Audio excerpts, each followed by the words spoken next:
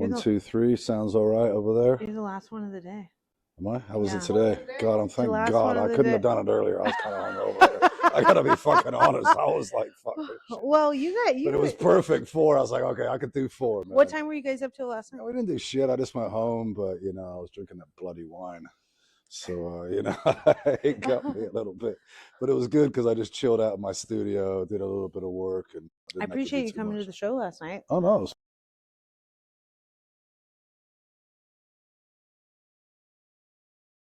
Here anyway. And that's you kept calling him your right hand, and then well, he's pretty much does everything with me. Like, all the business side of anything, I let him deal with. Yeah. I just don't even want to deal with it. I'm just not responsible. How long have you? How long have you known him?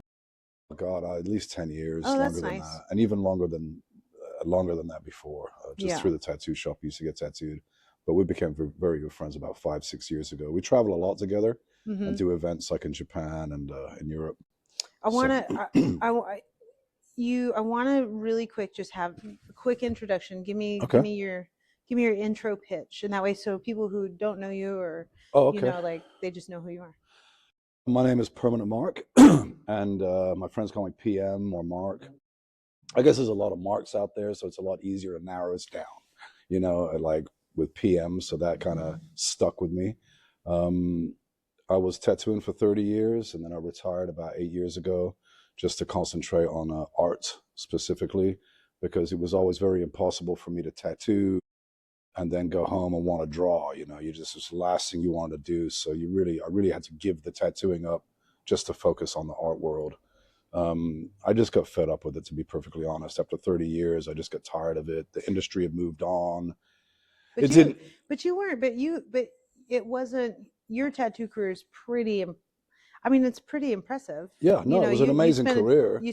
Did you first learn to tattoo in Japan, or did you just go to Japan to learn something else and then you ended up staying? I went to Japan to learn something else. I learned how to tattoo in Venice Beach in around 1989. Okay. Tattoo Bob's down there. It was the only tattoo shop. he was like a biker kind of guy. And then in around 91, I went to South Africa, to Cape Town. I opened my first shop, and it was very cheap down there. It was before Mandela got out, so everything was dirt cheap. So I had a gigantic space, and I would spend 6 months a year down there and 6 months a year. So I was just chasing summers the whole time. And during that time, I ended up working or getting a job finally in Hanky Panky's in Amsterdam. And he did all the Chili Peppers tattoos. And he was very well known in the rock world. So we had tons of musicians come by. But I went for a job 3 or 4 times, and he kept kicking me out. And I just kept coming back, you know, every 6 months. And he's like, "You again, motherfucker." And I go, "Yeah, I ain't going anywhere, you know, like I want this fucking job and I'm going to get it." And so finally he gave in, and then gave me a chance, and then that kind of stuck. And then I was in Amsterdam for a long time. So all the haters in the business, you know, were like, "Yeah, you know, PM, he's a great tattooer. He does great traditional, but he doesn't know how to do Japanese." So then I moved to Japan. I was like, "Fuck you guys, I'm going to Japan." So I studied with Horiyoshi in Japan, who was the best of the best, Horiyoshi 3. So I studied with him for a long time, and then I spent about 7 years there. Yeah. And then came back to California. Yeah, you said you couldn't handle the cold. You needed to be here. Yeah, no, it was just, I don't know what it was. I love Japan so much, but I think I just got fed up. I mean, for me, it always seems like every 7 years I need to move somewhere. Yeah. It's a gypsy in me, you know. Like I was saying, I was born in Libya and grew up in Algeria. I got sent to boarding school at 8 and ran away to California when I was 16. So it was like I always had that kind of bug, and it never really lasted more than 7 years. I would just get over places. Yeah. And you need a change. Yeah, I needed a change. It's probably what drives you creatively. Yeah. You know, like it's getting stagnant in a place, then all of a sudden your drive goes down. So you need to change up that environment. Exactly. And I've always loved to travel ever since I was young. You know, they had me on planes by myself when I was, 3-4 years old. Just, your mom will pick you up in London or wherever the hell. So it was just kind of like, get on the fucking plane. I was like, all right. So yeah, traveling was always, traveling is everything. I mean, it's more than any college could ever teach you. I think, the world is a way better school than any colleges in my mind. When you made it back to California, was that your mark about 8 years ago to just be done with I got back about 20 years ago, honestly. Okay. But in these years, before I got into the art thing, I opened a bar and a restaurant in Palma, Mallorca. My dad died. He left me a bit of money. He's like, I don't want you spending it on tattoo shit. So try something new. So I opened a little bar. It lasted about 4 years. Had a great time, but then the taxes in Spain are absolutely ridiculous. So I couldn't really ever make it work, no matter how much money we made. It was always just paying back the government. So I finally got sick of that and came back to California. And that was around the time when I was really just getting totally burnt out on tattooing. And that's when I made the absolute, well, what happened really was I lost everything. I mean, I lost it all. And I came back and I was 6 months behind the rent. And I was like, what the hell are you going to do now, Mark, you idiot? Like you can't get a real job because you're too fucking old. And even if you do, you couldn't pay that shit off. So what you going to do? And then I was looking around the backyard. I wasn't panicking because I've been kicked in the balls a lot in my life. So it was just kind of like, oh, well, now what? And I saw an old silkscreen table in the backyard. And I was like, art. And I just said, this is it. And it was like we were talking about the tea bag. And like I always knew there was something the universe was telling me, like it's right here, man. It's right here. And it was the most obvious thing of all was art. But I just never thought at 52 at the time that I could support myself and my wife and my kid. I mean, you had been supporting yourself with art, but it was just a different tattooing. medium. Yeah. Tattooing, you go in, but that started thinning out too. So, there was some days you sit all day in the shop and do nothing. You have 0 days, which is something that was unheard of in the beginning of my tattoo career. Yeah. But then at the beginning of my tattoo career, you knew everybody, you knew Philip, you can see a tattoo and go, oh, Mick did that one or something like that. But then it just got so blown out of proportion that now it's just everywhere, In those days, it was 3 shops in LA, so we were always busy, always busy. Yeah. And as soon as the work started drying up, of course, it's like it just gets more stressful, and the bills are going up. The culture changed too. Yeah, like totally. You were talking about last night. Yeah. Tattooing truly was tattooing as an artist and getting tattoos. It was an element of society, and then as it became mainstream, then it was considered highbrow to have a tattoo shop. Yep. So I think that saturated. Totally. And then what do you, then where do you go? Well, that's it. I mean, the whole problem was the cat got let out of the bag, and then you could buy machines and you can buy your equipment on eBay or wherever now, or in magazines back then. And when I started, it was a very highly secretive industry. Like, to learn how to tattoo, you would have to be getting tattooed by a guy or a girl and hanging around the shop a lot, getting tattoos. And if you were lucky enough, you could kind of creep in and do an apprenticeship, which is what I did. And those apprenticeships were really hard back then. I call it like the special forces compared to like the army. Here's a gun, go shoot. So for me, my training was always like strict, hard, go clean the shit house, like real nasty things. Go get 2 a.m, get a call, go get me a Coca-Cola. You get up, go get a Coke, take it to your boss. They wanted you to pay your dues. Yes. Yeah. And I'm glad I did it. Yeah. And that's one thing nowadays in the tattoo world that's missing so big time, is that apprenticeship. They don't apprentice anymore. They just go, the mother says, oh, you're such a great artist. So then they think, oh, I'm great. And then they buy their bloody machines and they tell everybody they're the world's best. And it's just it's a bloody joke, So they don't have that spirit of like earning something, I guess.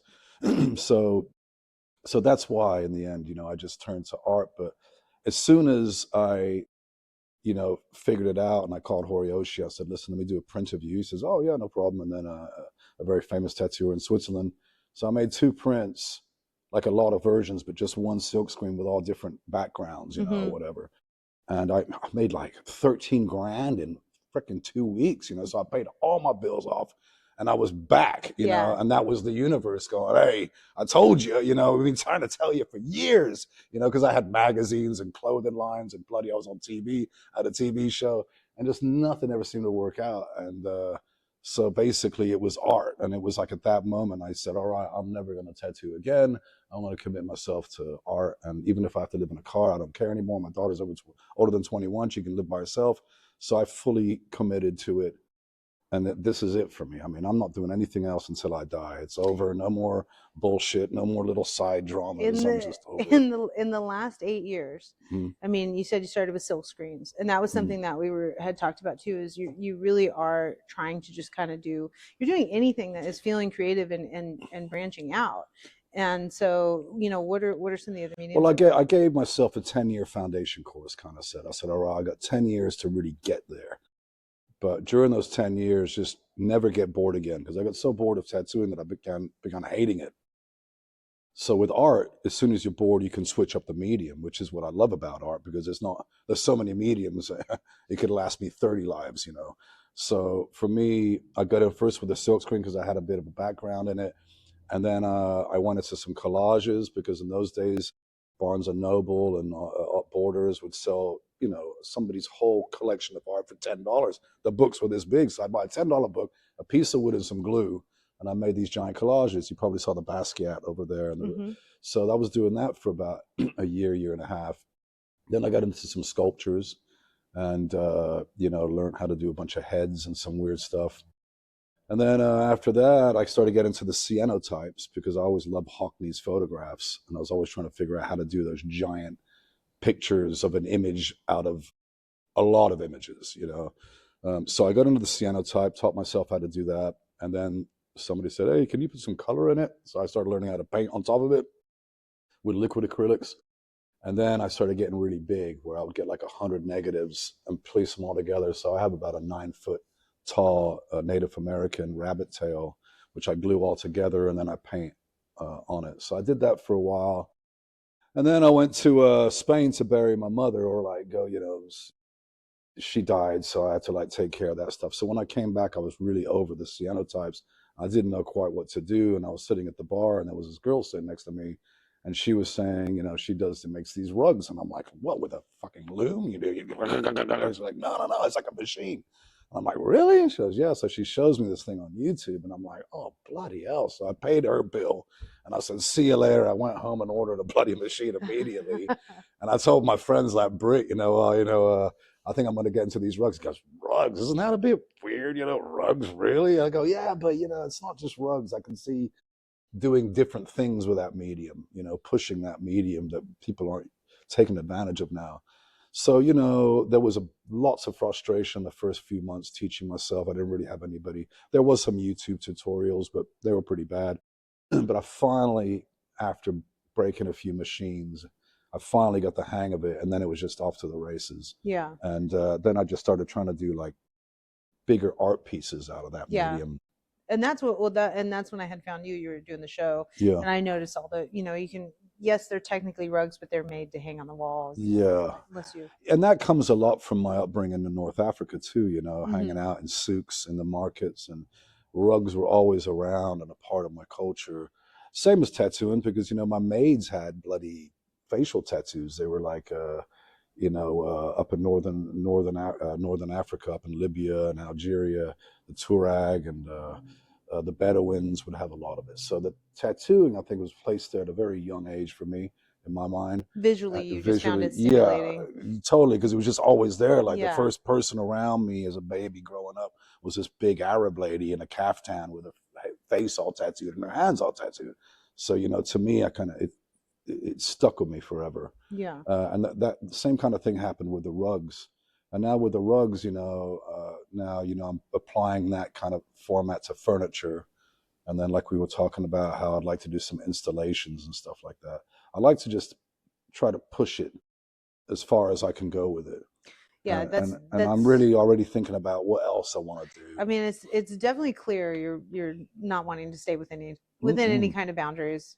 No, I love looking at all my old pieces. There are a few ones that I kept, you know, like 2017, 2019, 2020, 2021. Yeah. And you really just see a lot of like how much you've learned. I mean, time flies anyway. I mean, especially at my age, it's just gone.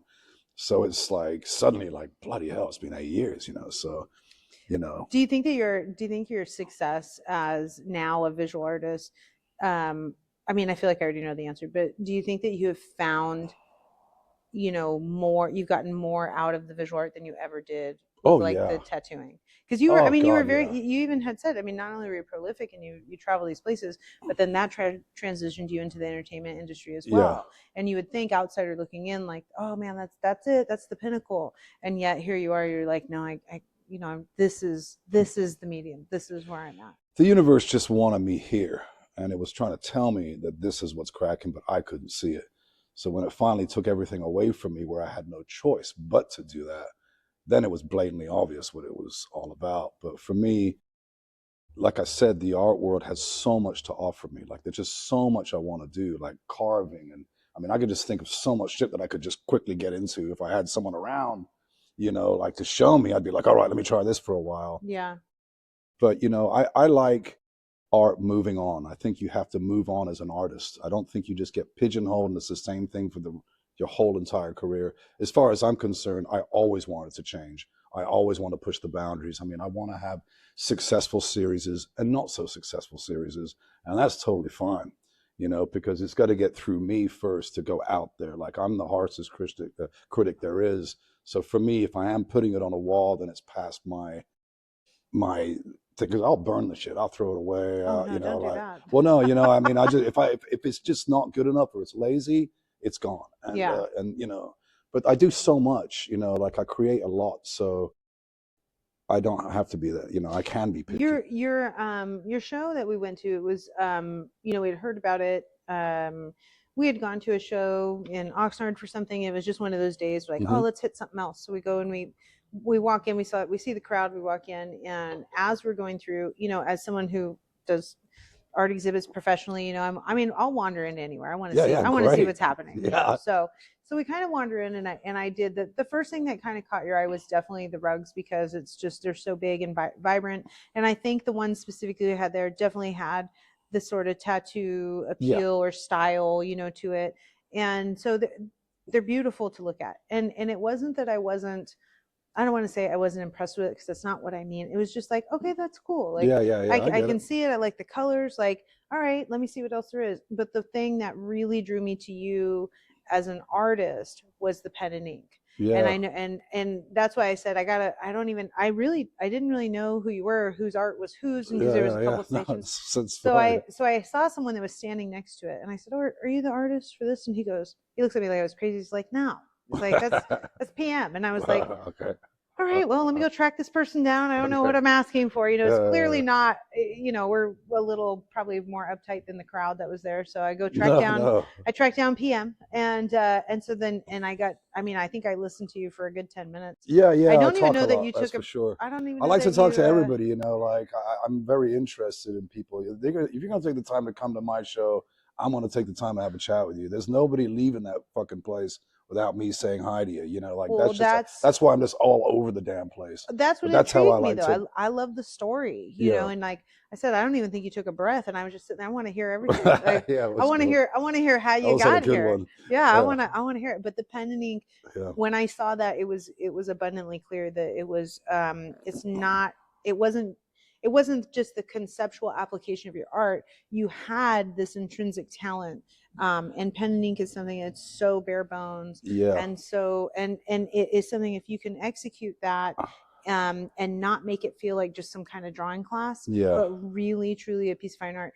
I have been talking about this piece forever. I love it so much. And it really made me think to myself, okay, this guy's, he's definitely legitimate. And I don't mean just because of his prior experience. That's why I exhibited him. But for me, it's like, I always tell my friends, look, man, I'm firing shots, right now, and I'm going to put it all out there, because I don't want them to just think that I'm a craftsman. It's got to be an artist. So, and with what happened with the pen and ink was, in boarding school, you used to always use fountain pens. They'd make you use fountain pens, and I'd always make a goddamn mess, and there'd be an ink blot on the bloody essay, and they make me do it again, and it was a fucking nightmare. I hated those pens. So later, when I decided, okay, as an artist, I got to do landscapes. It's just part of the thing. So I was like, how am I going to make landscapes interesting? Because they can be very boring, if you ask me. So that's when I started doing the landscapes with the pen and ink with the fountain pen. So I was like, all right, I'm going to turn something negative. I love to turn things that were negative in my life and make it positive. And now the negative is paying me. So when I was selling those bloody things, I'm like, yeah, like, fuck you, fountain pen, what I mean? Or boarding school, So, and then it was another thing where you can kind of show, like, listen, I'm not a one-trick pony. Like, there is, some skills there. Yeah. Which I was very surprised. Like the first rock I did, the landscape, I was like, fucking hell, this is pretty good. Like because I'm very difficult myself. I was like, whoa, bro, you know, that's Like, wow, quite I'm a cool, man. genius. Wow, Well, I'm I really wouldn't go good. that fucking far, but I was still like, for me, it was like, I can't believe it worked out. And then I was off to the races with the pen and the ink, and I was Yeah. like doing a lot of portraits and stuff like that. But what I love about it is it's scribbles, you know, it's a lot of scribbles. It's not anything technical. And I hate perfection. I don't understand why people even try for perfection, because there ain't such a thing. And I find it very boring. You know, I find the mistakes are what makes you grow, for sure. And with the if you get up close to some of those drawings, it's just a bunch of scribbles, you know. It is, yeah. And then when you stand back, it's completely detailed, which Yeah. I like a lot. Being able to being able to have give dimensions to just the simple black and white, you know, that's absolutely a talent. So you can easily you know, you can render something, and but there's something about taking the simple, it's literally just one medium on a paper, and being able to give that this 3 dimension, and being able to, you know, you can see this from all sides, and you can believe that what you're looking at is a real physical thing. It was so impressive. And that's when I was like, Well, I gotta know more simple about it, you is the know. hardest Yeah. ever. You know, I mean, like if you want to do a painting and you use 2 colors, it's going to be really hard to do. Like anybody can just put a bunch of bloody colors in there and make it look pretty good. But like when you start really taking things away and still trying to get a result out of it, Mm-hmm. it's difficult. It's very Yeah. difficult. But one thing that I learned in tattooing is your skin is a color. So a lot of people would just pack in colors and try to make it, and it's just solid color, color, color. But what they're not doing is using the skin as a color, which is a lot of flesh with the ink. So usually on a sleeve, you want about half of it skin and half of it ink. So with that in mind, it was the same with the drawings, where the paper was uh, you know, another medium, you Yeah. know, so it was the paper and the ink. So I'm using them both. I didn't just forget about the paper. So it's a lot of white with the black, and that juxtapose makes it look detailed. But I got lucky, you know, I got lucky. It just worked out, and it worked out good. And it was just one of those things that worked out well for me. And I And still do quite a few of them on the side. I like to, when I'm traveling, I love to sit in bars and draw, because I'm traveling, I don't know anybody, you know, so I'm sitting on the beach, and I get bored easily, as you know. So like sitting on the beach, drawing people running around, I loved it. I just filled sketchbooks after sketchbooks like that in Spain and, you know, on my travels. where are you traveling next? Japan, I'm sure, in September. We always go September, October, because it's so cheap, and I have so many friends out there, and it's just the food's so amazing. Food is good. And it's so cheap. It's like Yeah. half the price of Mexico right now, you know, it's It is dirt cheap. it is much more affordable right And the now. museums are amazing. They just Yeah. opened another bloody museum over there that's just insane. So, Yeah. you know, there's definitely a calling for me for Japan. And then you have a show coming up in Sacramento, we talked Yeah, about. Sacramento on September 5th is the opening at Timeless Galleries there, and that goes on until October 17th. I do have a show being worked on now for Tokyo. I did one last year out there, but I'm trying to switch galleries. So, you know, I have some stuff coming up, but it's not something that, like, my gallery is Instagram. I mean, it's a free platform where I don't pay nothing. And it's weird because I got one of them big cartels a while ago, and I got rid of it within 2 weeks. And I hated it because there was no communication. And as you know, it's because I'm not famous enough yet. You know, I'm sure one day you get all bombed, you don't want to deal with it with emails or DMs. But I like to know, like when people hit me up, hey man, how much is that piece? You know, I like to feel out the person. You know, who's this person? Are they serious? You know, like, and then I can kind of, and if it's somebody that really wants it, then, you know, my price comes down. I just want someone to love the shit. You know, if they're going to pay for it, I want them to love it. You know what I mean? And so a lot of times I'll do it that way. But Instagram is definitely great for me. When we were talking last night, you know, we had kind of talked about what you've been working on, and then you said your goal. I know you've had a few gallery shows, but you feel like you're at the point where you want to go to the next level. Oh, definitely. You Yeah. want to make that transition. The 10 years is coming up, you know, I got a couple years still. And, but When you I'm ready for that kind And of. so you kind of touched on it a little bit, but I would like to expand on it a little bit more. because I asked you, like, well, what does that mean to you? You know, like when you say take it next level, because technically, by all standards in this industry, you're an artist and you're working and you Yeah. make a living. So you're a Yeah. working artist. You are a Yeah. success. No, I know. So what in your mind when you say take it to the next Oh, level? I want to take out all these motherfuckers. I want to go in there and take them out. You know, I'm like, I want to like really.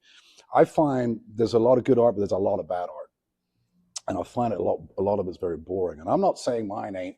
I'm just saying that, you know, I see a hole there, you know, where I could fit in because, you know, I believe in myself and I believe that I could get to that point. But like we were saying yesterday, is the oil paints is the end. That's my holy grail, and that's what I'm working myself up. I never painted with the oils. I've always saved it for when it's right, and I've just been patient about it.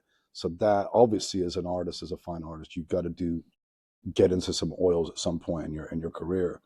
So that's where I'm kind of going to now. If you're asking me subject matter, I have no idea. I'm like, but I know that I want a rougher. I did issue you a challenge. Yeah, I know I you did. did. I issued you a I'm into challenge, it. I've been thinking and then about it like a lot. I said, if you're serious, No, I'm serious. No, no, I'm it's a serious. no. I mean, I would I want given. to do that ink pen mixed with watercolor, mixed with some oil. I want to just fucking blast it all together. I want to just have all the mediums working for me. I think that because I've seen what you've already done, I am curious because in your mind you felt like, well, I want to make stuff that's marketable and I want to make stuff that's sellable. But if there's no restrictions or there's no expectation and you're able to just put something together that you know is going to go up, you know, I am curious to see what that culmination looks like. Yeah, you know, and because I'm a working artist and I just live on my art and I don't do anything else, you know, I am a little bit conforming to my buyers, which is tattoo world people, because I have so many followers from that industry. So it has like you said, a little bit of that. So it's stuff that I'm okay with doing without whoring myself out. But, but, I know it ain't it, but I just like if I was to do what I really want to do right now, people would be like, "What the fuck is that?" Because they don't understand this shit. You know, my clientele are not necessarily artists; they're tattooers. It's a different art, but it's not. They're not going to understand like a canvas with a bunch of shit on it and paint and oil, and it's just going to be like, "What the fuck is that?" They're not going to buy it because it's the wrong viewers, is what I'm trying to say. I mean, I do have some artists following me, I think but you it's mostly I tattooers. think you would be surprised at the crossover, to be Yeah, honest. I would love it. I mean, Because there are the viewership for art, they're definitely invested in the piece, right? They're mhm, definitely invested in the work. I like the work. yeah. This is going to look good on my wall. But there is a very strong element of the viewership that is also invested in the artist. And Hmm. so no matter what you make, Yeah. they're gonna be gravitate they're gonna gravitate towards it. They're gonna like it. So I think you don't like I would not limit yourself on that. If you have a following already, Yeah. even if you do get some people who are like, I don't know what he's doing now, I have no idea. Guess what? They're still watching. They're still No, following. They definitely. still want to see what you do next. There's an investment in your story. Yeah. You're a very magnetic Well, thank you. personality. And so people I think are drawn to that. At Thanks. least Yeah. I know. I No, mean, I I appreciate it. know I am because it was something that I was like, oh no, I want Appreciate you it. know, I want to hear the stories. Well, there's a I lot of want to hear what's history in there, you yeah. know. And so for me, it's like when I get to that point, I got to pull it out of stuff that I know, like of my background, my history, my growing up in Africa. I need to get the bag out and pull out because you know, subject wise, the fuck am I gonna do? You know, it's like Well, you did it. it's really You intrigued me with the skulls and the poppies last night. yeah. I think partly because for at least for me, I've always been drawn to skulls. Partly because of heritage. You have like Day of the Dead, and then Yeah. I also I love horror movies. Hmm. So there is this element of skeletons and death and Yeah. skulls, and Yeah. not in a weirdo way, but No, just no, yeah. in a purely visually stimulating Yeah. way. Those are things that I can definitely be drawn to. I, And so, to be able to soften that with a mhm. with a poppy or however Well, you know, whatever you see for that. roses are stupid with skulls because come on, let's just face it. It's That's right. Guns and Roses. I Right. mean, That's right. it's been going on forever. So I was trying to figure out a flower that could go with skulls, and of course, the poppy was the perfect one because of life and death. It could save you, it could kill you. Also, that series is called Opium Wars, and it was all based on kind of like how opium fields would look, you know, in Afghanistan or down south in Mexico, because you know the cartels would come and just shoot everybody there, but they're not picking up the bodies. So I just imagine these, you know, skulls with poppies growing past them, and it has that kind of history. So then I had the flower to go with the beauty and the ugliness of it all. And it was a good mix. Yeah, I think what I mean is like I feel like no matter what you're going to put out, like you'd be surprised that you're following. Yeah, no, I'm for me, it's like I'm scared because once I get into something, that's it for me. Like I just get like bluff, and then like, and I'm off down that bloody road, and everything else is forgotten. Like people still ask me, I really want to make me a cyanotype or one of my old things. I just say I don't do them anymore. It's over.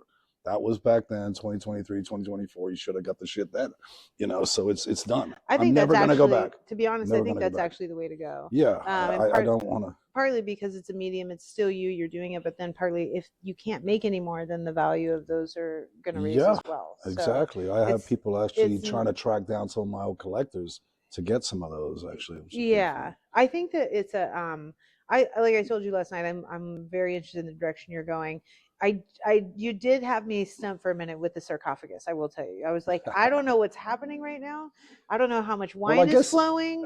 But this is wild. It's like the robes and stuff. I love robes, and I love like those old Peruvian mummies, or even Egypt. I mean, it's played out, but that whole discovery and the ornaments and that whole kind of thing. I sort of understand the opulence of it. That I can understand is very appealing. I love that.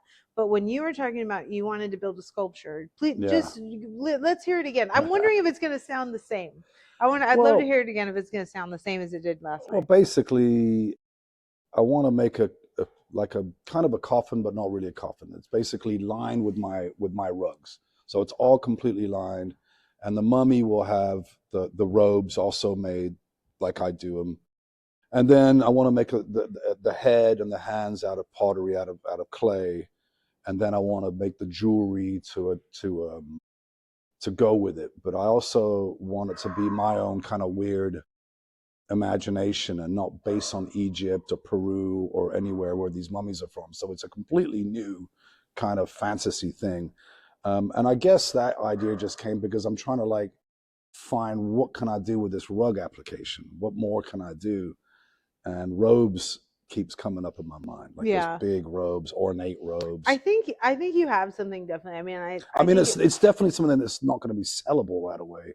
You know what I mean? But it's just something that conceptually it would be incredibly interesting. Yes, just like whoa, But for me, definitely the pains, and I'm all interested now. But talking to you guys and everything about it, it helps me because, like I only have people to talk to that are in the tattoo world and like that, and a few artists. But the artists that I know and they're friends, but they're pretty shitty. They're pretty. Aww. They're pretty shitty as far as like not, helping you. They're like a lot of people kind of scared of me. They're a little bit like intimidated in a way, even if they're friends. They're a little bit like, well, I don't want to introduce him to them because then it's off. Like he's off, which is weird because I look at it a different way. Like I help everyone out. Like I love. People ask me all the time, how do you do that? I tell them, I don't keep it a secret. It's not like a secret. You need help, I'll be more than happy to help you. So for me, what I'm trying to say is the few artists that I know tend to be all about themselves and not really about help. And even if I am a friend or not, or even advice, like go talk to this agent or go talk to this lady or this gallery. They don't even do that. Not even a bit. I think it's probably about 50-50 in the art world. I run into artists that are definitely big gatekeepers or other galleries that are big gatekeepers. And I feel like since our sort of inception, we've always had the exact opposite. Like we're very about community and the artists, and it is these types of conversations, not like a podcast situation, but within our studio and our working environments. Being able to sit and talk and exchange ideas, I mean, that's so much comes out of that. Definitely. And it's something that we've always been so prideful of the community and the atmosphere here. And I've carried that over professionally with my artists. Like one of the things I do with my artists, and I'd probably be a lot more wealthier if I didn't do this, but is I never make artists sign like exclusivity clauses. Like I would never sign an artist and say, you're not allowed to show anywhere else. You can't do anything else. You can't, talk to anybody else. Like that, it's so hindering and gross. It's weird. And I don't, and in the exact, even even on the opposite of that, if I have an artist and their goal is to get into an area that is beyond what I can do, like, hey, I want to be in this museum, or I want to be at this gallery, or let me help you. Like, I will It's help you. great. Let's go to that. That's how Let's I write a feel. letter It's of a big fucking deal, recommendation. man. You Yeah. know, like you Yeah. might get something out of it. You know what I mean? Like, God damn. I think that attitude will also help, and essentially has. I mean, No, it's you're great. eight. I You're want to do like yeah. collaborations with artists. I love it. I love like working with someone else because they're feeding me their ideas. I'm giving you ideas, and if you can do a piece together, it's great. I Yeah. love working on collaborations. You know, and the tattoo world, I used to do it a lot. But you know, like I said again, you know, I was in Japan. I'm going, yeah, you know, I'd love to do a collaboration. They're like, collaboration. You know, who the fuck you think you are, kind of a thing. You know what I mean? I'm like, and then I realized, okay, well, maybe I'm talking to a real hotshot artist here, and I am nobody in this game. But in my brain, when I'm asking, I'm already like there, but I'm not. But it's No, just weird how it comes out. I You think know? there's plenty of artists who are willing to collaborate. It's just you have to find that community. No, yeah, of And course. maybe it is, like you said, just kind of maybe tattoo culture is a little bit more gatekeepy. I am very like, for the first time of my life being a bloody Aries, I've been patient. That's why I gave myself 10 years. That's why it's just be patient. The shit will come. And I just tell myself all the time, and I just keep working every fucking day. I'm doing something. I'm working. A good 6, 7 days a week. I'm always producing, and I produce fast because it's just the only way I know. Yeah. So for me, you know, I'm already thinking of the future. I'm already thinking of what I'm doing. I mean, I'm already getting kind of bored of the bloody rugs, to be honest with you. You know, like that's just honest, and you know, and that's why I kind of like doing the furniture because it's just something different. And I like something about functional art. I really feel like there's a place for functional art because you know a lot of people have things hanging on the wall, but something you can actually use as well. And Yeah. that's why the furniture thing worked out very well for me because it's, you know, people can actually sit in the bloody thing and use it in their house, but it's also a piece of art. So Yeah. that's something that I I liked think, I about mean, that. I went through an iteration as an artist. I was doing chairs and, furniture. And I think you have to at least try different mediums no matter what, Yeah. and then I think there is a part of you that even as an artist, if you're not willing to try something new, you're not growing. So, It's, you know, Picasso again, here we go, you know, the king of the bloody art world. But you know, in the beginning I didn't like his shit, but now I love his shit. It's just everything changes. What you hate now you'll love later. What you love now you'll hate later. And it's just always a recurring theme of me. But I just love how much shit he did. The yeah. pottery, the paintings, the drawings, it was just constantly Well, moving. And for me, that's how I really want to go. Like I want to kind of break it up and go do some pottery pieces and then to go back to the oil, and that's like my ultimate dream, to have a the big enough thing, studio. well, I think the thing about Picasso is that he actually could he could create a photorealistic image if he wanted to. Exactly. That's how Well, talented he he was was. doing that shit when he was 13. You know what I mean? By Like the he was a time fucking he got to teenager. be what we know with the geometrics kind of style, that was a big fu to Big, everybody. He did big that on time. purpose. He was Oh doing it yeah. to mess with you. Oh And yeah. I think that was why he's become so revered, because No. you can go buy a Picasso plate right now Yeah. and it's not that expensive. Really. Oh yeah, No shit. it's he was so prolific He just and he said made so so much. much Yeah. stuff, but the things that still today are the most valuable was this intrinsic. It was a hard fu in the Totally. art world, and Yeah. and it's funny because that is what is considered the most revered and the most valued. I know now. Yeah, You know that one exactly. was that one piece, the African mask ones with all the ladies. Yeah, Fucking, it was the worst painting. It was shit. I've never seen so much shit. It was like the worst ever in all the reviews. And now it's like the most of expensive course, painting in the of world or something. course. It's like Yeah, it's so typical, isn't it? Really. I feel like you'll get there. I feel No, no, like, no. and I would I'm love. there. I'm already there in my head, and I'm really looking forward to it. You know, I'm like, Yeah, well, challenge. I'm like, I'm gearing myself up. Like I pump myself up for stuff because, like I said, once I get into it, you can't Well, talk to me. the challenge has officially been issued. Yeah, no, but I'm down. I'm ready for it. we gotta see what's happening in August. I'm Yeah. probably gonna be able to see your show in October in Sacramento. I will most likely be there in the fall. Oh, okay. So I'm probably gonna go check it out. Great. If I can time it. Yeah, it's like I think September 5th opening until October 17th, I think. Yeah. And they're probably open Wednesday through to Sunday or something. I can't remember. Do you have any questions before we? No. Do you want to promote anything? Any website, Instagram? No, I mean Instagram, Permanent Mark. You know, that's my handle. You can't miss me. It's my face is on there. It isn't a plate of spaghetti or anything weird. So you got to find me pretty quickly. But like I say, everything I do through Instagram. I use it as a gallery more than a social media thing. I use it to promote my stuff, and it's great. I mean, there's a lot of negative stuff with social media, but there's also positive aspects, and it definitely helps me out a lot. It saves my life, actually, really, right now. So yeah, that's about it. But apart from that, Sacramento, you know, September 5th, and apart from that, we'll see, man. I'll be around. I ain't dying yet. That's for damn sure. Well, I love this life too much, man. I got a lot of people to torture in my life. I got a lot of this to do. That was the one thing too, that when I got into the art, it was my thing because some people have fucked me over, and I was like, I'm gonna do so much fucking art. Everywhere they go, they're gonna see my shit. Oh my God, another PM. Oh my God, another PM. So the shit was, those prints, they were all over the world, Australia, Japan, like fucking everywhere. I still get people sending me DMs from weird countries going, dude, is this yours? And it was like there in some bar somewhere. So that was really my driving force, is like, you pissed me off, man. And now I just want to like be in your face long after I'm dead. And I guess I'm also very, I don't know if it's egotistical or whatever, but it's like, I don't want to die and just be forgotten, you know, like it's weird because like, you know, people go, oh my God, can you believe Permanent Mark died? And they put it on Instagram, and fucking 3 weeks later, you never hear about the motherfucker again, you know, like, so for me, that's why I want to leave shit on this planet. Like I want to leave so much shit on this planet that outlives me. And that's to torture these fucking people.